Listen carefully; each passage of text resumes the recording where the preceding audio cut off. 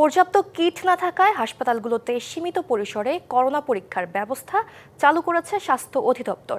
কর্মকর্তারা জানান, এরই মধ্যে দেশের ৩৫টি হাসপাতালে করোনা পরীক্ষা শুরু হলেও দাতা সংস্থার কাছ থেকে কিট সংগ্রহের মাধ্যমে করোনা পরীক্ষার পরিধি বাড়ানোর চেষ্টা চলছে। প্রাথমিকভাবে করোনা শনাক্তের জন্য অ্যান্টিজেন র্যাপিড টেস্ট কিট বা শনাক্তকরণ কিট অতীব প্রয়োজনীয়। দেশে করোনা সংক্রমণ ধীরে ধীরে কমে আসলে করোনা পরীক্ষার কিট সরবরাহ কমে আসে। তবে সম্প্রতি সংক্রমণ বাড়ায় সংকটে পড়েছে স্বাস্থ্য অধিদপ্তর। সব মশার বিরুদ্ধে সুরক্ষা দিতে এলো বসুন্ধরা এক্সট্রিম অ্যারোসল, মশার বিরুদ্ধে এক্সট্রিম সুরক্ষা। ডিএনসিসি কোভিড-19 ডেডিকেটেড হাসপাতাল কর্তৃপক্ষ জানায়, সংক্রমণের হার বাড়লে পরিস্থিতি সামাল দেওয়া কঠিন হবে। যদি থাউজেন্ড চলে আসে তখন এটা আসলে এই জন্য একটু আর্লি টু কমেন্ট, তখন হয়তো আমরা অবশ্য সময় পাবো, তখন তো ইম্পোর্ট করার সুযোগ থাকবে। এখন পর্যন্ত যেই পরিমাণই তাতে তো আমরা পারতেছি, সমস্যা হচ্ছে না।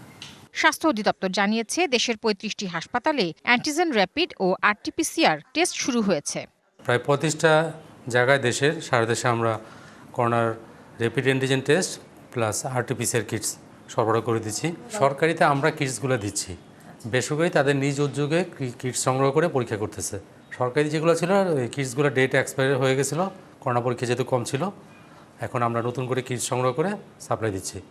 সংকট মেটাতে বিভিন্ন দাতা সংস্থার কাছ থেকেও চলছে কিট সংগ্রহের কাজ। সংগ্রহটা আমাদের যে ডেভেলপমেন্ট পার্টনার আছে, IFRC, WHO, ইউনিসেফ, ওদের কাছ থেকে, এবং আমরা সরকারিভাবে কেনার ব্যবস্থা করতেছি, যেটাকে CMSD থেকে দায়িত্ব দেওয়া হয়েছে এই কিটস কেনার জন্য। আশা করি যে ওই কিটসও অচিরেই কেনা হয়ে যাবে। সংক্রমণের হার আরও বাড়লে পরীক্ষার পরিধিও বাড়াবে স্বাস্থ্য অধিদপ্তর।